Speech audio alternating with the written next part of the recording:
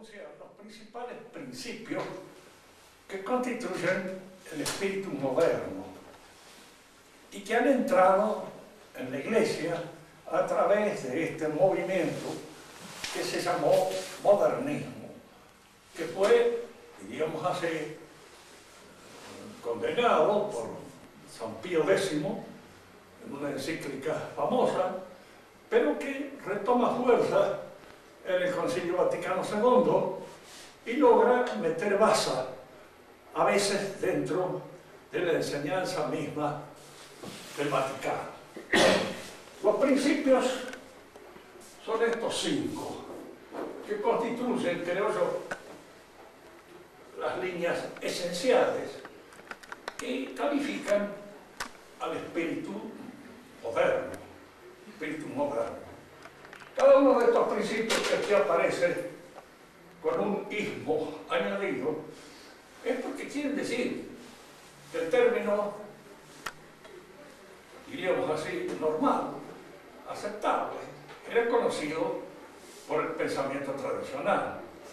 Pero el ismo indica siempre una cierta hipertrofia, una inflación del término, lo que lo hace ya exagerado y lo arranca del quicio natural, en el cual el término significaba algo que puede ser conocido y perfectamente entendido por todos nosotros.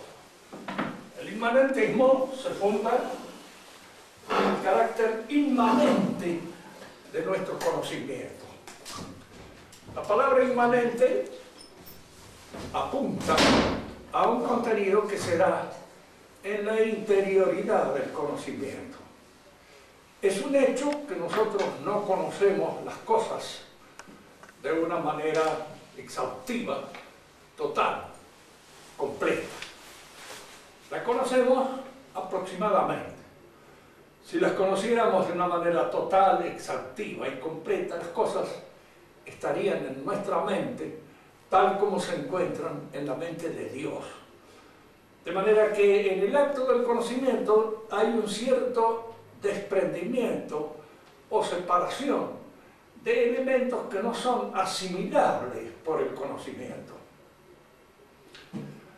Hagamos entender mejor esto. Se conoce mediante un proceso al que llamamos nosotros abstracción. Y significa que no conocemos la esencia concreta de una cosa. Yo no me conozco en mi esencia concreta ni a mí mismo. Me conozco mediante esos procesos de abstracción, por los cuales voy penetrando, podemos así decir, en el constitutivo íntimo de mi realidad. Pero siempre hay en la realidad aspectos que escapan a nuestro conocimiento y que la abstracción, por no ser asimilable, los deja a un lado. Por ejemplo, sabemos que cualquiera de ustedes es un ser humano, un hombre, pero con eso no decimos lo que son ustedes. Simplemente señalamos un carácter que surge a nuestra consideración y que en alguna medida destaca algo que es fundamental en usted, la humanidad o el ser humano. Pero los aspectos, diríamos así, que los individualizan y que los hacen ser este ser humano particular que cada uno de ustedes es, eso no es conocido por nosotros. Es decir, no es conocido de una manera terminante. Yo sé que cada uno de ustedes es único y que no hay otro igual. Eso lo sabemos todo. Pero ¿en qué consiste esa unicidad? No lo sabemos. ¿Qué es lo que determina con toda precisión este carácter único que tiene este ser humano determinado y concreto? No lo sé. Eso escapa para mí. Por eso decía Aristóteles, con toda razón, no hay conocimiento de lo individual. Hay un conocimiento asintótico, acercado de lo que es el individuo, porque hay un retorno a la realidad concreta, retorno que se fija en esta intuición que consiste en la percepción sensible de cada uno de ustedes. Sé que es un ser humano, sé que es un ser humano único, irreiterable, pero no sé en qué consiste esa unicidad, esa irreiterabilidad. Ni en mí mismo la conozco.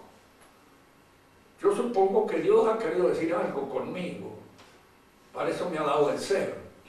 Pero ¿qué es lo que ha querido decir Dios? No sé, me aproximo. Por eso, a lo largo de la vida, y ya cuento unos cuantos añitos, más o menos uno se da cuenta cuál puede ser a veces lo que Dios quiso que yo hiciera. Que no es exactamente lo que yo quería hacer, pero es lo que Dios quiso que hiciera. Y es lo que surgió de alguna manera de los actos que me han ido constituyendo a lo largo de la vida. Nosotros no conocemos las cosas como ellas son, así en su realidad concreta. La conocemos por aproximación a través de la abstracción. Pero el inmanentismo consiste en que el conocimiento de las cosas es el que nosotros tenemos. Y esa es su realidad y no hay otra. No hay nada fuera de aquello que yo conozco de la cosa. Si yo, por ejemplo, digo, bueno, las cosas son tal como se presentan en mí. No es cierto, así es, tal como se presentan en mí.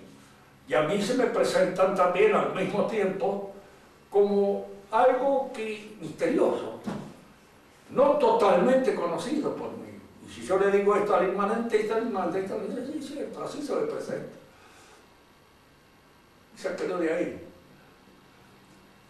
Pero las cosas me indican que son una realidad independiente de mi mente. Sí, efectivamente, eso es lo que me indica y lo que está en mi mente. Es eso, de que son una realidad independiente de mi mente. Usted no lo puede sacar de ahí.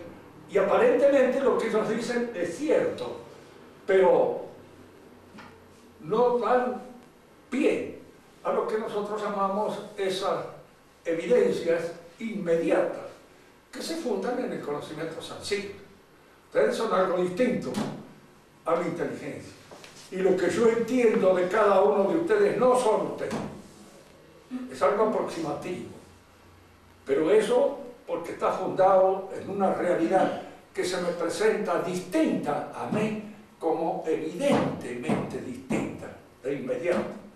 El inmanentismo niega la evidencia inmediata del conocimiento sensible. Hemos visto cómo esta aventura se produce históricamente en el pensamiento de Descartes, cómo alcanza una sistematización más acabada en el pensamiento de Kant y posteriormente en el de Hegel. Y más adelante, porque indudablemente todos estos pensamientos, en la medida en que van mostrando lo que podríamos llamar sus dificultades para entender, aparece dentro de ese mismo movimiento el pensamiento que lo niega. El existencialismo nace como una crítica hecha al pensamiento de Hegel. Y nace como una crítica que hace precisamente un pensador cristiano, que fue Kierkegaard.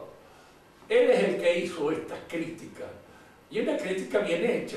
El existencialismo se funda en el pensamiento de Kierkegaard.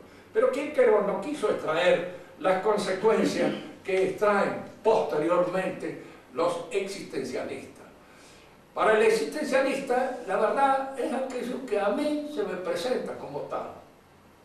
Tomemos un ejemplo. Cristo murió y resucitó. Para nosotros es un Señor, efectiva y realmente, independientemente de que yo lo crea o no lo crea. Cristo murió y resucitó. Tomás Dídimo lo supo. Nosotros lo creemos.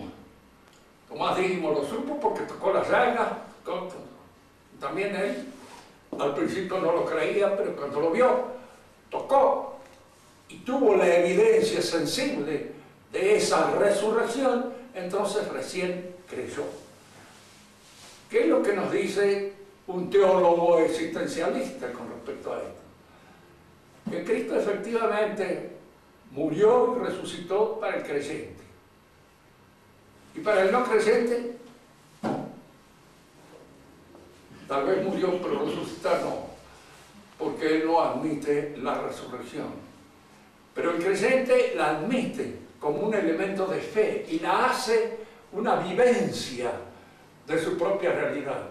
Y entonces esto se convierte ahora en una vivencia de aquel que cree. ¿Se entiende esto? Es decir, el que cree inventa la realidad. Por esa fuerza especial que da la fe, según el pensamiento modernista. ¿Qué es la fe para nosotros? Fíjense que aquí hay dos aspectos que distinguir claramente. En el orden común es la aceptación de un testimonio que da alguien, y en el cual yo acepto el testimonio porque no me repugna intelectualmente. Si alguien me dice a veces que ha hecho tal o cual cosa, yo pienso en él primero, en el conocimiento que tengo de esto, capaz de haberla hecho, puede haberla hecho. Tal vez piense, no es capaz de haberla hecho, que la ley está macaneando.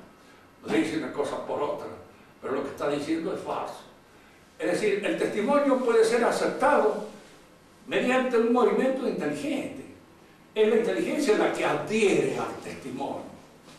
Y al mismo tiempo es la voluntad la que cierra el testimonio. Porque a veces alguien nos ha contado una mentira, pero yo le quiero creer. El marido engañado siempre cree lo que le dice a su mujer. Y en un momento determinado puede resultar que lo que le dice a su mujer no sea del todo cierto. Pero quiere creer. Porque a veces por razones de tranquilidad, para no tener que preocuparse y para no tener que pensar que en realidad es un marido engañado. Entonces, no queriendo pensar eso, acepta lo que dice su mujer. Entonces, fíjense, siempre en la fe hay estos dos elementos. El elemento inteligente, que es el que formalmente determina el carácter de la fe.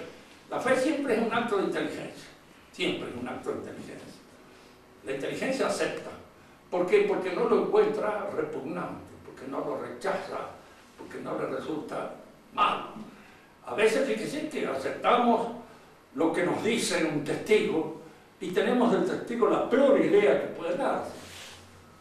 Alguien nos dice que ha cometido una barbaridad, nos dice, este es tan degenerado que es capaz de haberlo hecho. Y creemos en lo que nos dice nada más que por el conocimiento de su maldad, de su incapacidad de obrar bien.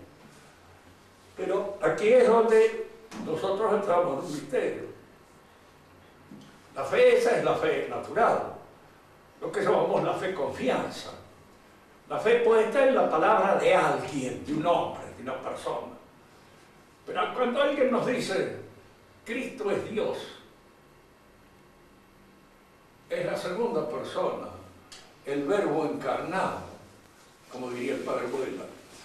Nosotros podemos pensar entonces que Cristo es Dios. Y si aceptamos que es Dios, lo aceptamos por lo que podríamos llamar nosotros una aceptación de tipo natural. No.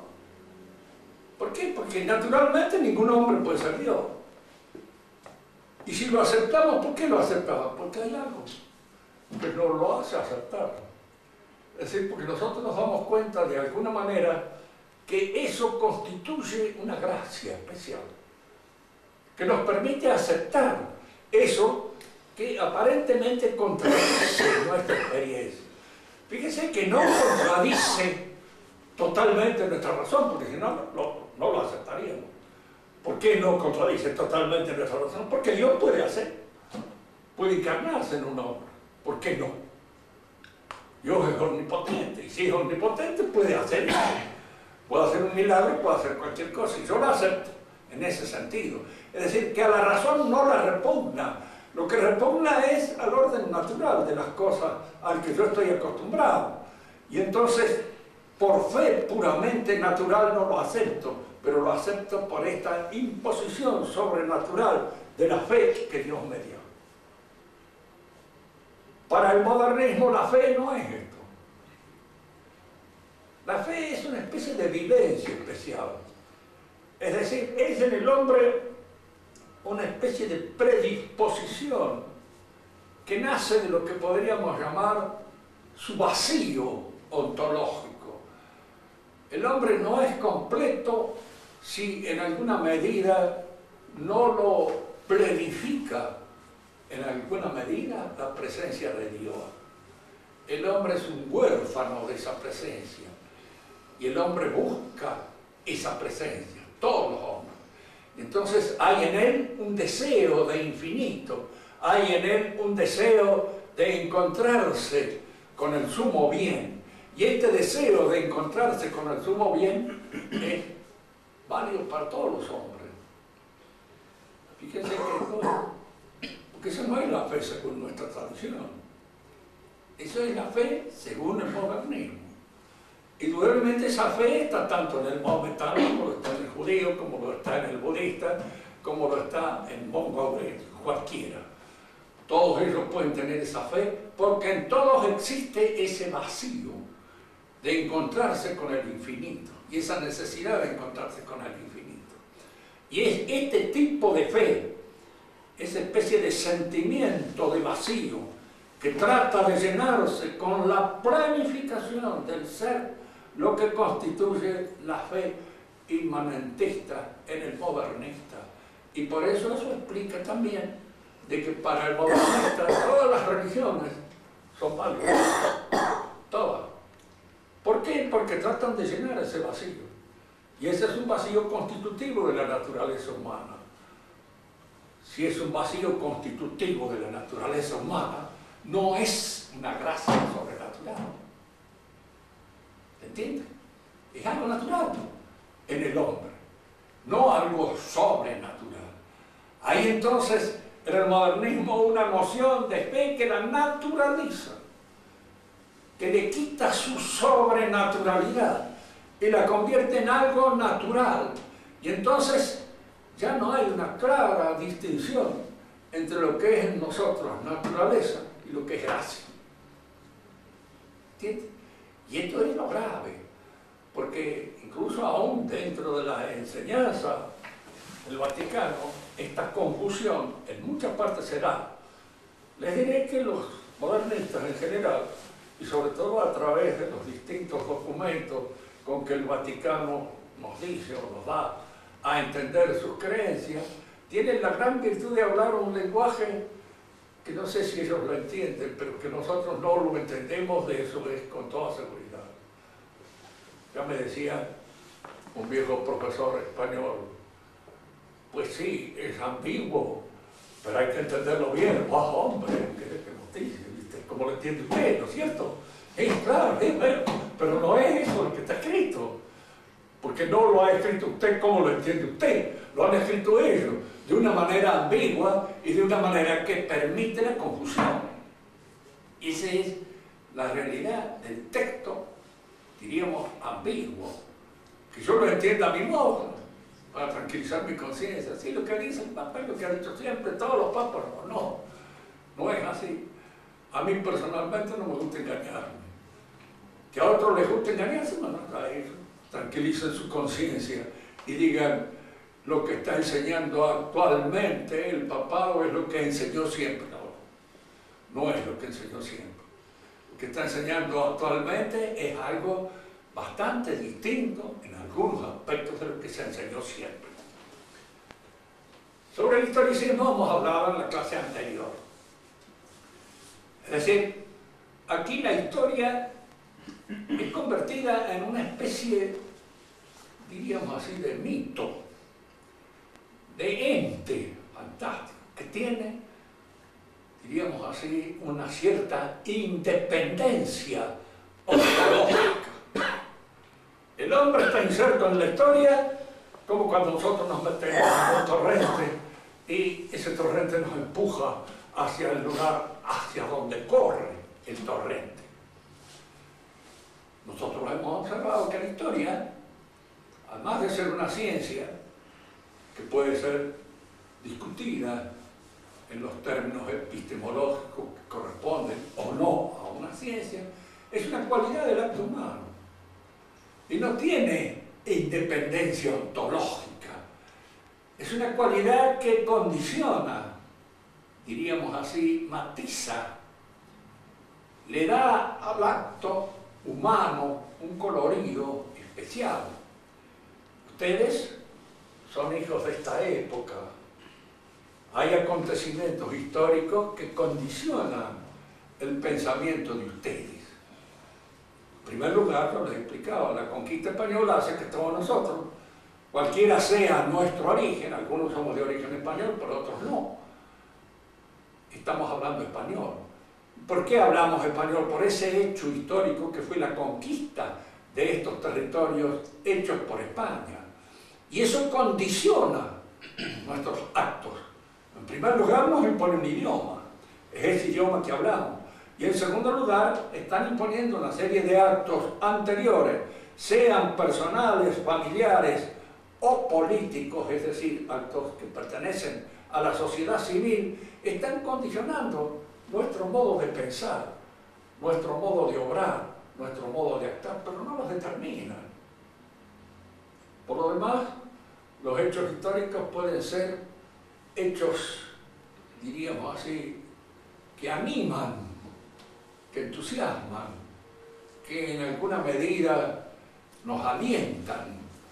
Y puede haber hechos que desalientan, desaniman y quitan el entusiasmo.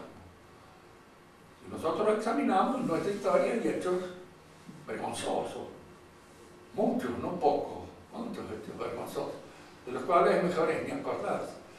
Fíjense que la memoria en general tiene esa virtud, se olvida también de ciertas cosas que presionan nuestra inteligencia. Nos olvidamos por razones de higiene.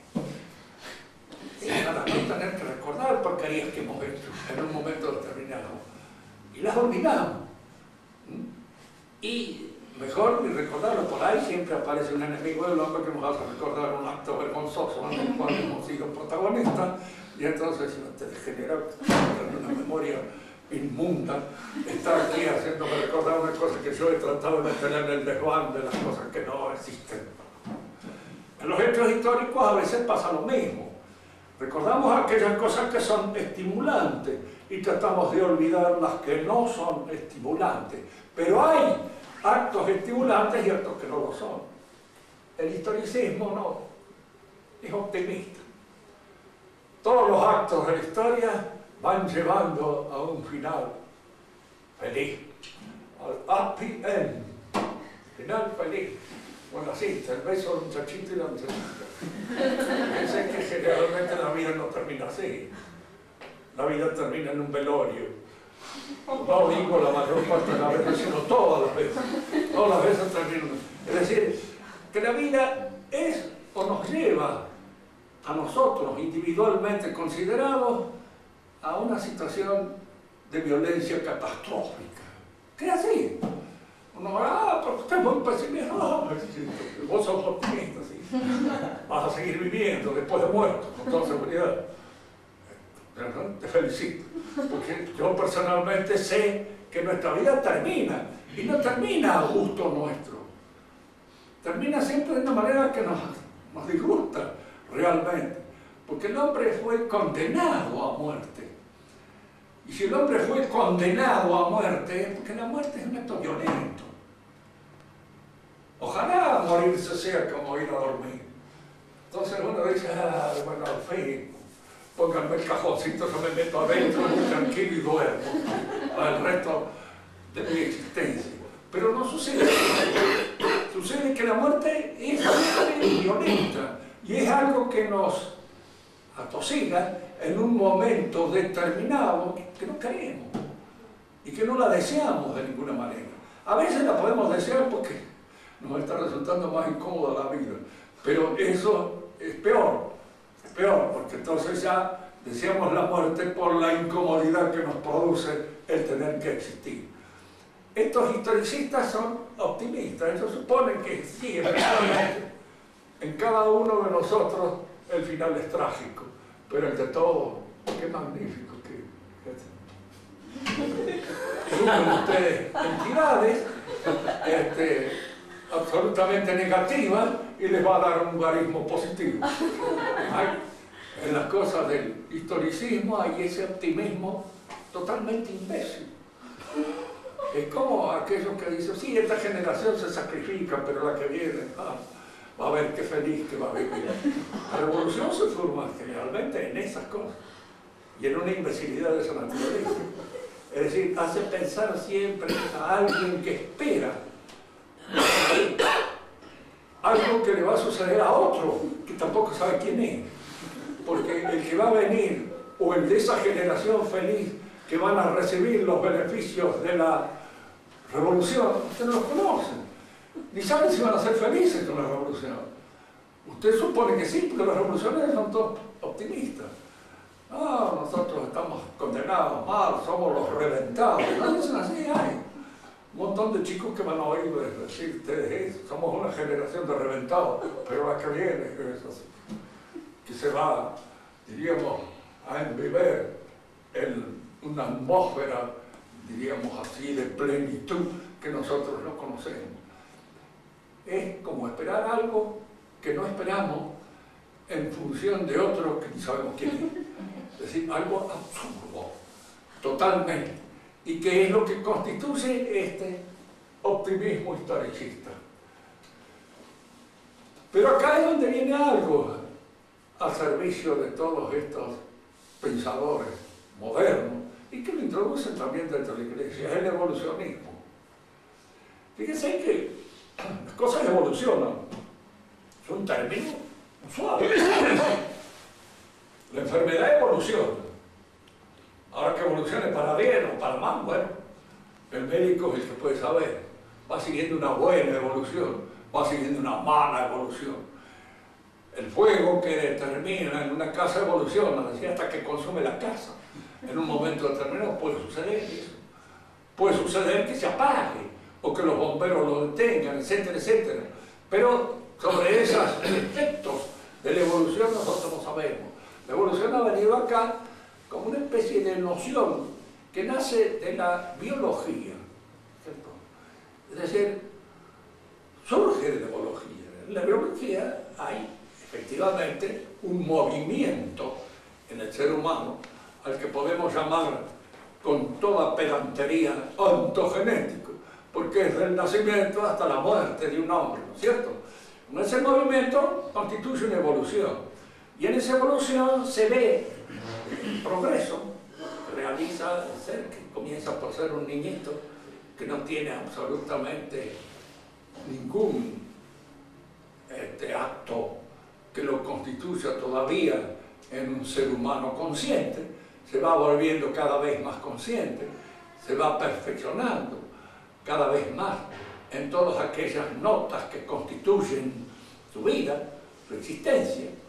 Todo eso es, efectivamente existe, pero también viene lo otro, la involución. Y este niñito se hace un muchacho, este muchacho se hace un hombre, este hombre se hace un viejo, y ya empiezan a traer en él una serie de elementos perturbadores, como puede ser la arteriosclerosis, como puede ser cualquier otro elemento que lo va produciendo al lado, hasta llevarlo a su perfección completa, que es el cadáver, donde entra ya definitivamente inaugurando lo que podríamos llamar la plenitud de su ser. Así está al lado. Porque ya ni oye, ni siente, ni nada. Yo he perdido el oído, he perdido la vista, he perdido el olfato, pero todavía me queda el tacto. Y entonces, por esa razón, todavía no he logrado completar el cadáver. Pero en algún momento espero que eso se realice ya de manera definitiva. En estos evolucionistas aparece ese movimiento ya no solamente como un movimiento ontogenético perfectamente explicable en términos de sentido común, sino como un movimiento que afecta a toda la realidad biológica o psicofísica. Es decir, los animales evolucionan, se van convirtiendo en animales mejores. Estos animales mejores se van convirtiendo en esas cosas magníficas que somos nosotros, y a partir de nosotros sigue evolucionando, probablemente apuntando hacia el superhombre, o apuntando, como piensa Teilhard de Chardin, al Cristo cósmico.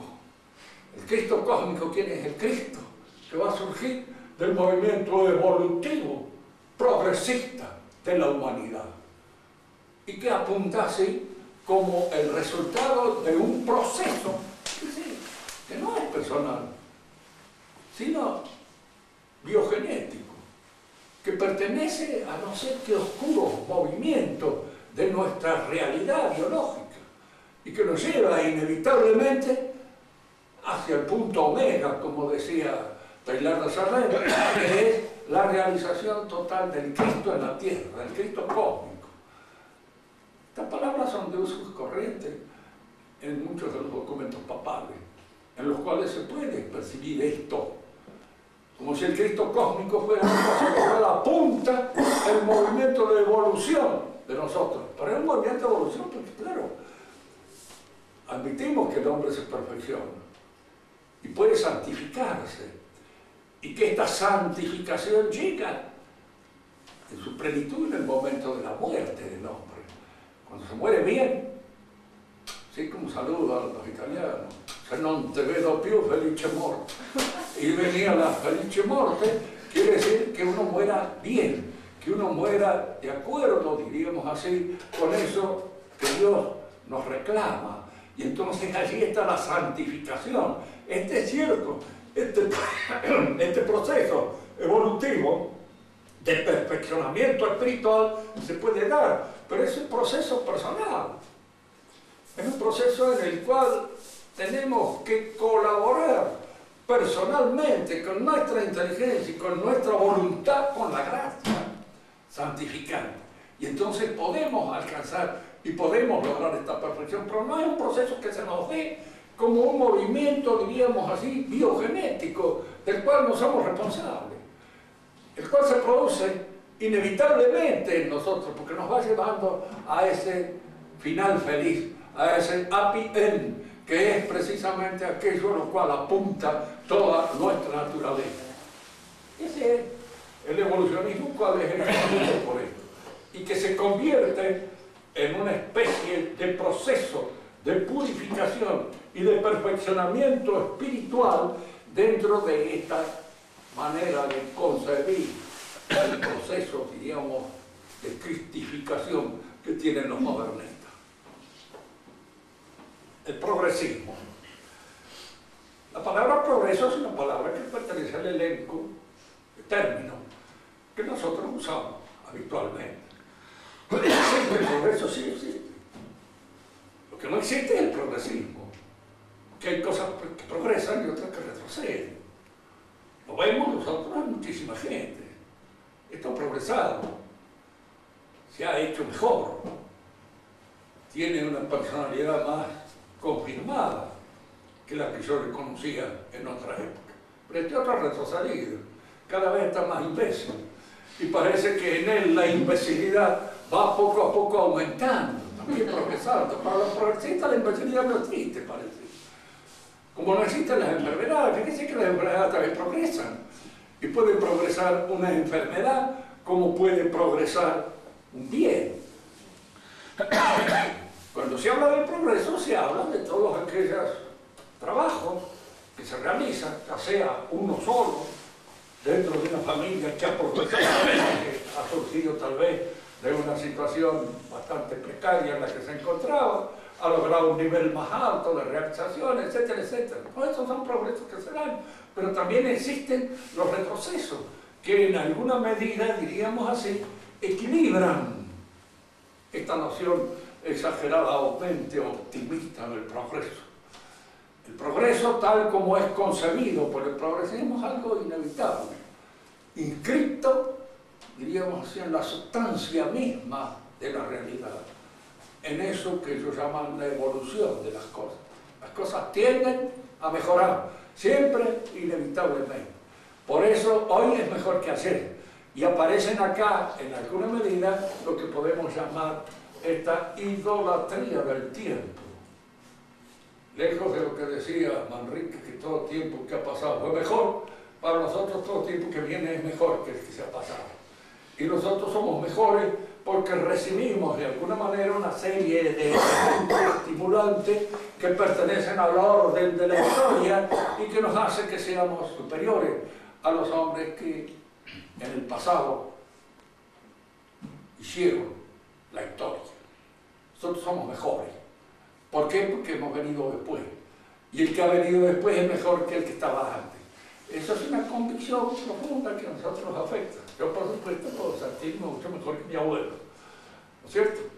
Pobre diablo, no comprendí un montón de cosas que hay.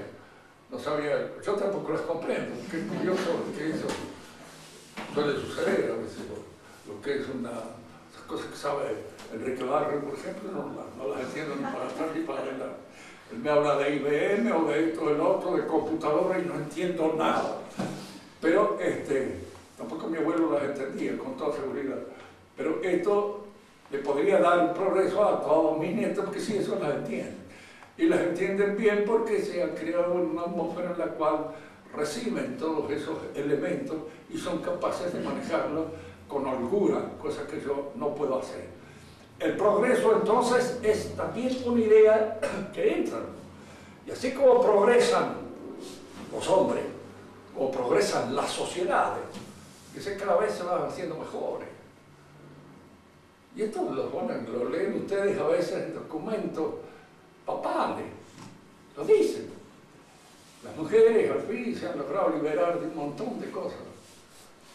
Se han logrado liberar del peso de los hijos, por ejemplo. Pueden evitarlos tranquilamente, sin dejar de tener las relaciones que corresponden. Pero se han evitado o se evitan o logran el peso de la fecundidad. Es una gran liberación. Se han liberado de la familia. Ya no pesa sobre ellos más la familia. Yo conocía un montón de muchachas que pertenecían en mi pueblo y que se han ido a Buenos Aires liberándose del peso de la familia. Lo que no han podido liberarse es del peso del gerente, ni han podido liberarse del peso del dueño de la fábrica donde trabajan, ni el peso de un montón de seres que se encuentran allí desde ese momento sustituyendo al padre y que lo mandan con toda seguridad de una manera mucho menos cariñosa de aquella en que podía mandarlo al padre. Pero se han liberado y han logrado hacer su vida. Esto de ser su vida significa precisamente liberarse de todo.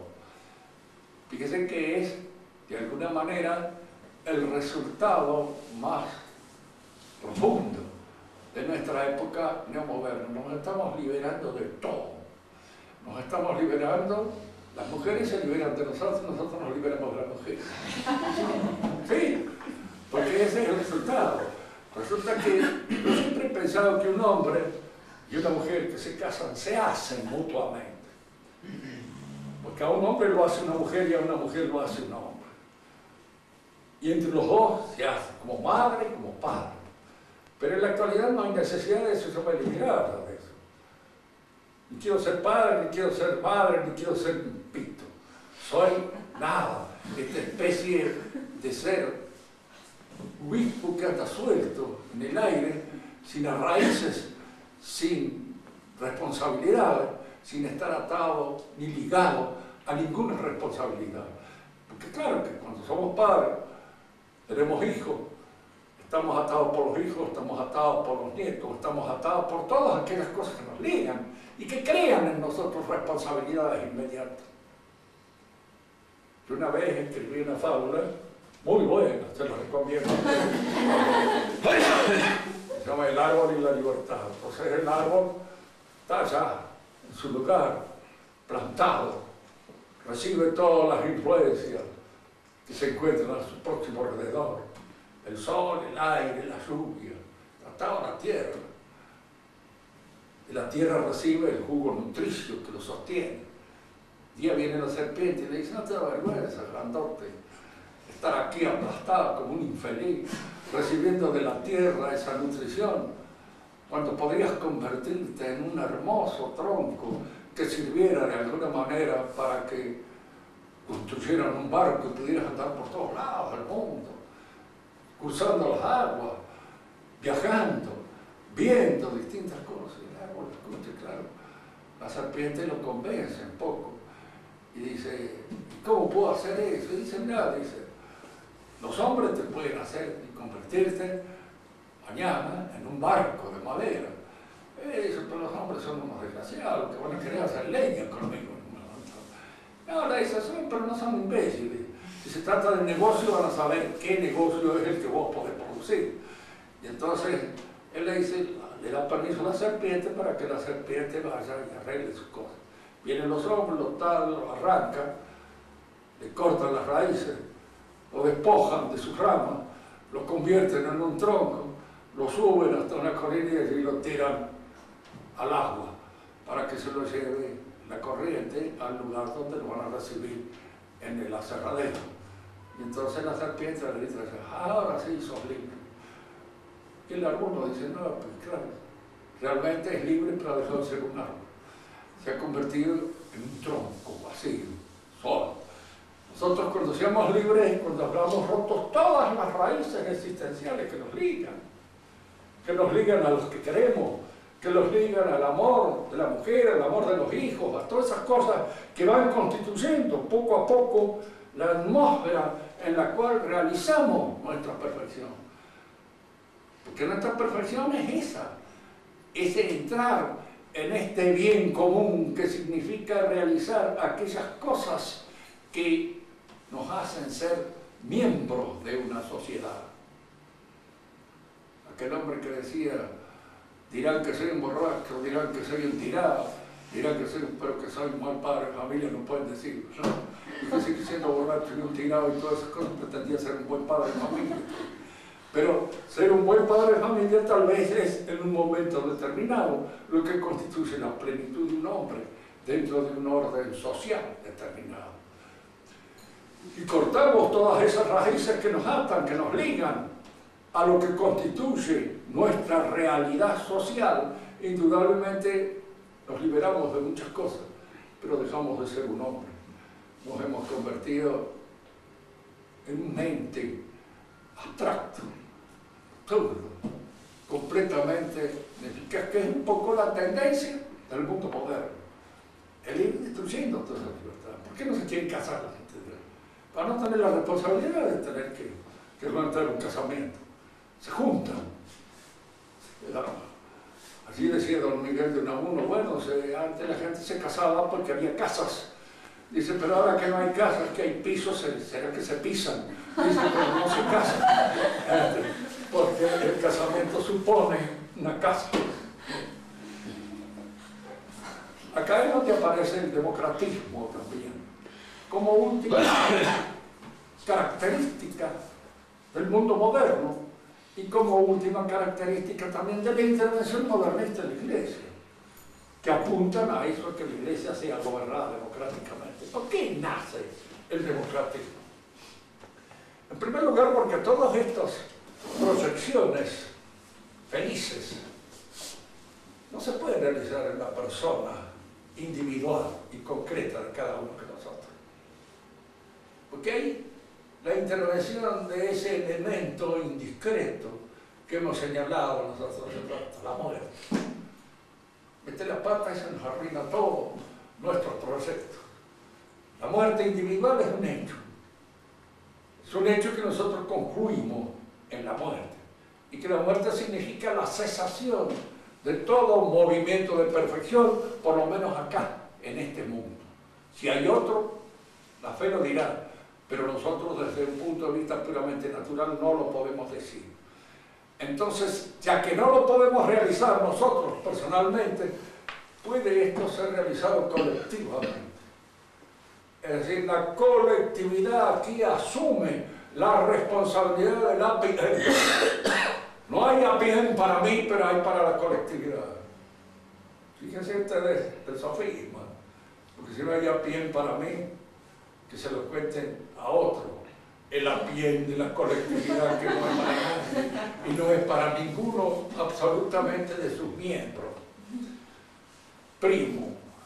En segundo lugar, la democracia, lo hemos señalado en algunas oportunidades acá, es un camelo publicitario. No existe. Decir que existe el gobierno del pueblo por y para el pueblo es un macanazo grande como una cara. Ese gobierno no se ha dado nunca, jamás en la vida, no. Los griegos conocieron una democracia que era el gobierno de esos que llamaban demos, que no era toda la población de Atenas. Era el grupo de la gente más o menos libre, que tenía una cierta independencia económica y que tenían holgura como para ir a reunirse en un congreso y en general allí manifestar sus opiniones o lo que ellos pensaban. La democracia anduvo en Grecia incluso con esta mención, es decir, Atenas en la época de la democracia podía tener 250.000 habitantes y los habitantes que correspondían al demos en un sentido muy lato y muy general podían ser 30.000, pero los que iban a los congresos podían ser unos 5.000, de manera tal que el gobierno ese del demos no era tal cosa. Y anduvo bien el demos en la medida en que el demos se demostró lo suficientemente inteligente como para confiar en la cabeza de Pericles. Y fue Pericles el que constituyó lo que dicen una monarquía de la democracia. Que él era el que solucionaba los problemas. El demo era lo suficientemente inteligente como para darse cuenta de que él era el que los podía resolver. Y entonces lo votaban y de alguna manera estaban de acuerdo con él.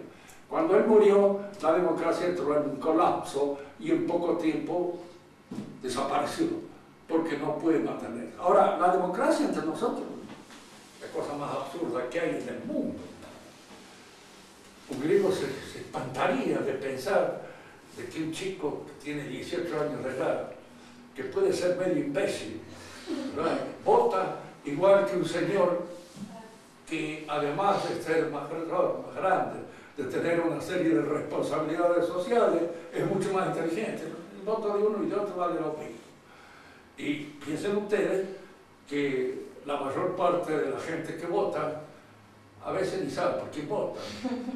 Y votan nomás a la buena de Dios, porque generalmente para reventar a uno, a otro, a aquel, al de más allá, para contrariar las posibilidades de que este suba, de que no suba, etcétera, etcétera. Toda la mezcolanza de la situación espiritual de cada uno de los votantes es increíble y hay que examinarlo.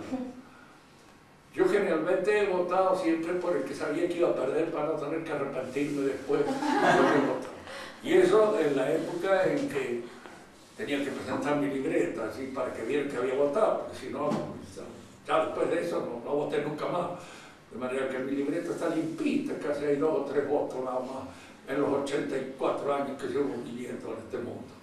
Es decir, que me parece una cosa completamente estúpida, porque votar por un tipo que no conozco, ni sé quién es, en una situación de que no sé cómo la va a resolver, y después pensar de que por ese acto imbécil de ir y depositar una boleta en una urna en un momento determinado, yo gobierno, como para morirse de risa y quedar seco de la risa, ¿verdad? Suena absurdo. ¿Quién es el soberano? El que manda. ¿Y quién es el que manda? Ni un solo.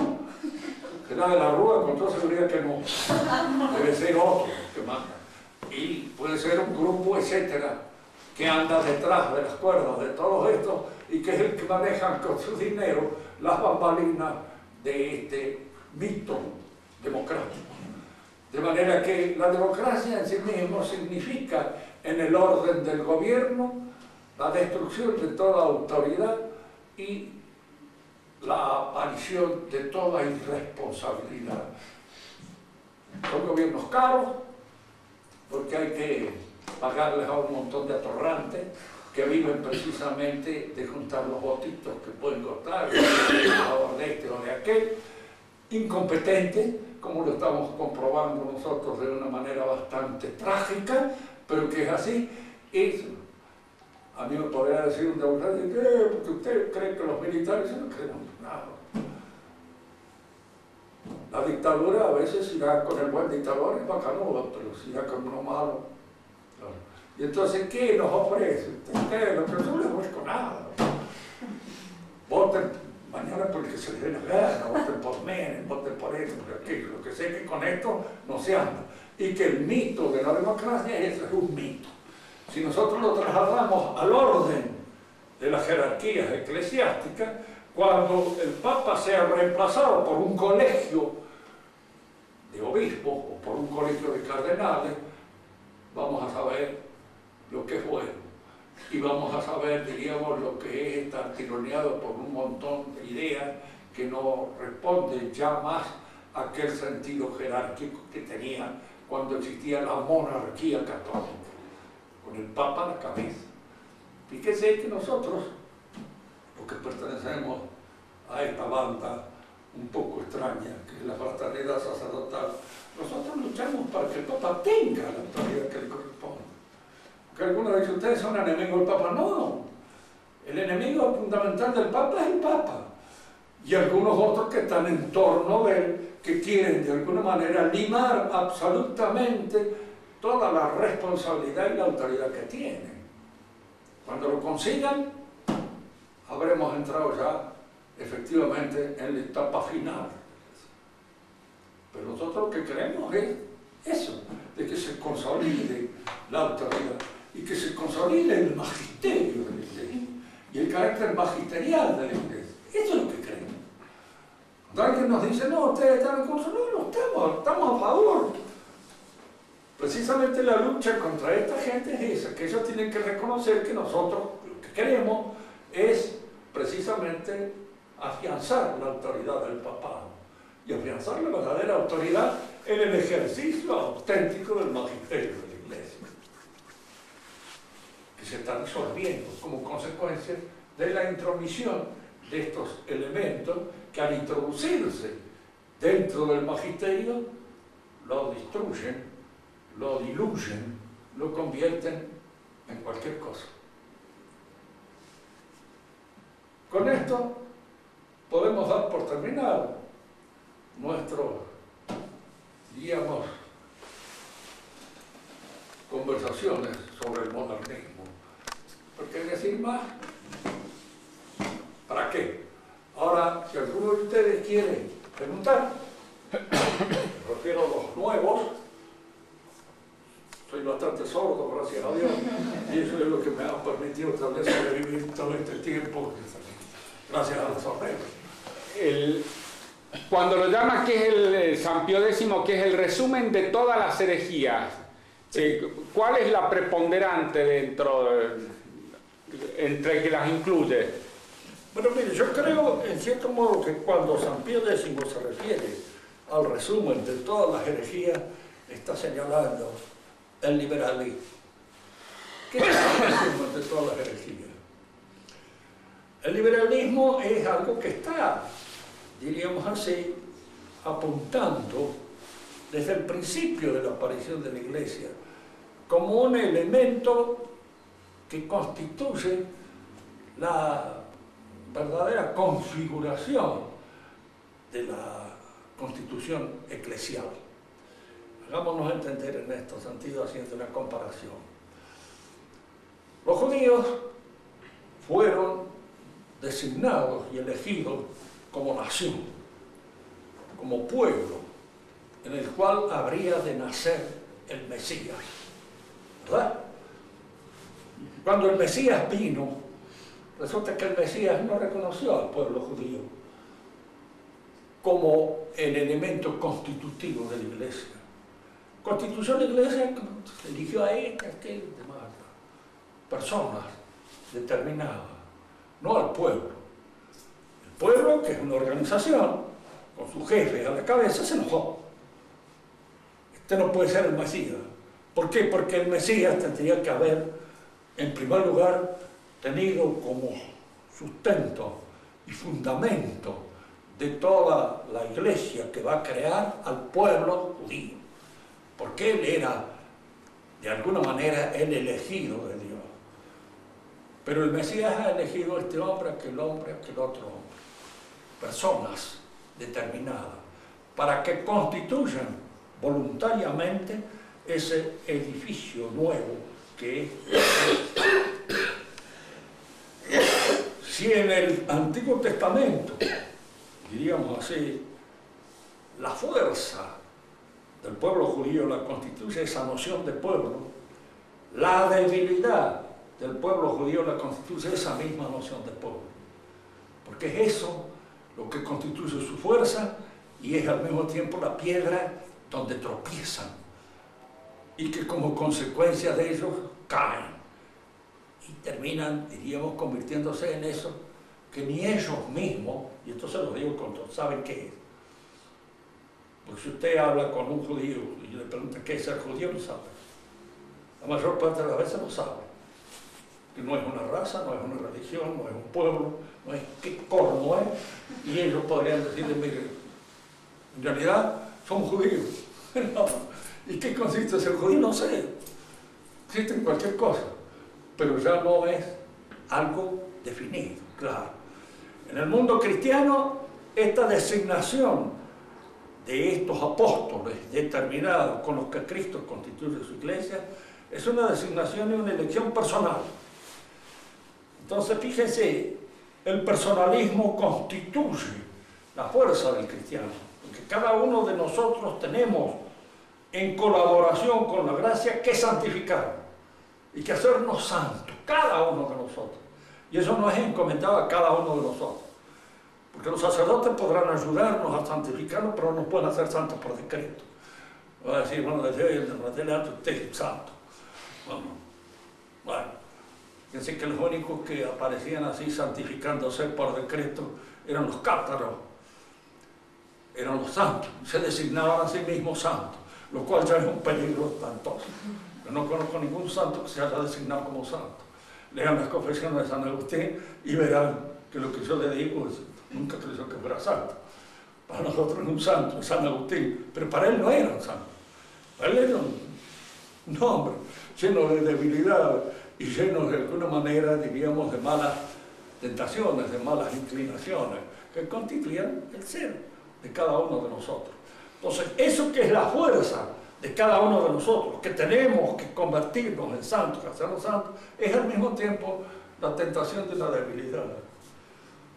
No podemos ser santos sin tanto esfuerzo, sin tener que hacer todas esas cosas que hay que hacer para poder santificarse, sin tener que realizar todo eso. No podríamos serlo así, diríamos así, al convertirnos en miembros del Partido Radical, o en miembros del Partido Comunista, o en miembros de cualquier otro partido, porque cada uno de esos partidos le ofrece a usted una suerte de santificación hecha a la medida de cada uno de nosotros. Pues son liberales. El liberal es aquel que piensa que hay cosas en las cuales no hay verdad, ¿verdad? Y entonces que están libradas a la opinión de cada uno de nosotros. Si ustedes leen a veces en la Constitución dice que deben ser respetadas las opiniones de todos, y hoy día más que nunca. Yo les tendría ganas de preguntar, pero dígame, a mí me deben respetar las opiniones en materia, por ejemplo, de aeronáutica. Entonces dirán, no, si usted no sabe nada de aeronáutica, es lógico. Si usted no sabe nada de una cosa, su opinión no sirve para nada. ¿A qué la queremos? ¿En función de qué la vamos a aceptar?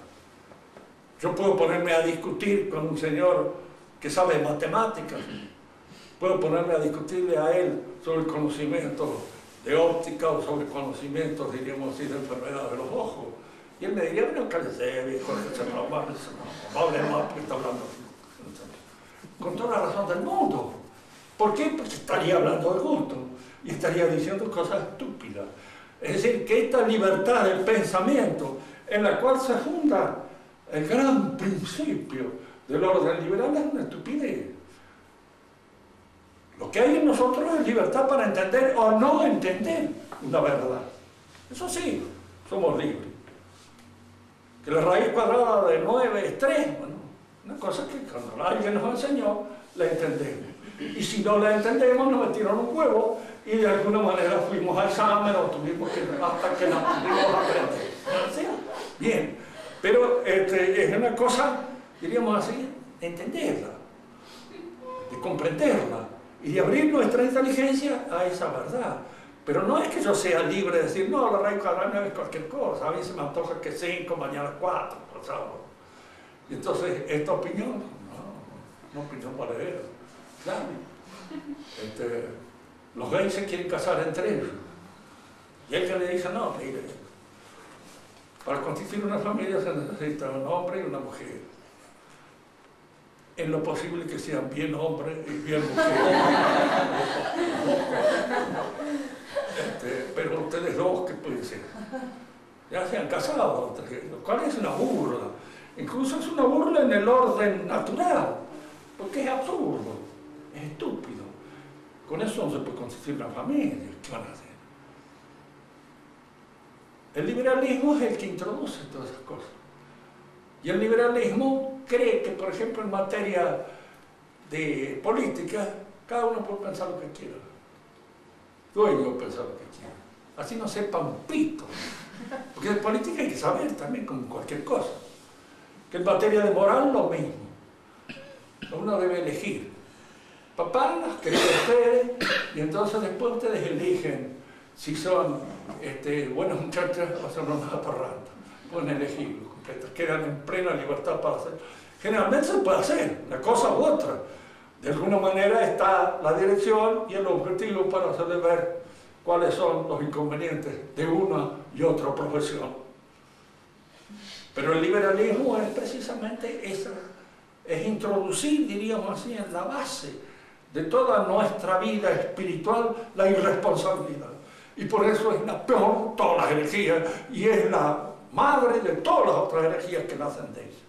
Y es lo que está bien. El Papa se declara liberal y personalista. ¿Sí?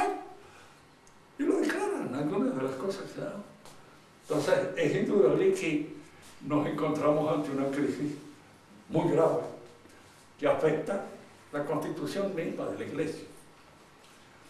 Uno confía en que la Iglesia tiene la asistencia divina y que se va a defender de alguna manera, pero esa asistencia divina exige por parte de nosotros el apoyo, la comprensión, porque si no apoyamos y no comprendemos, no nos vamos a salvar.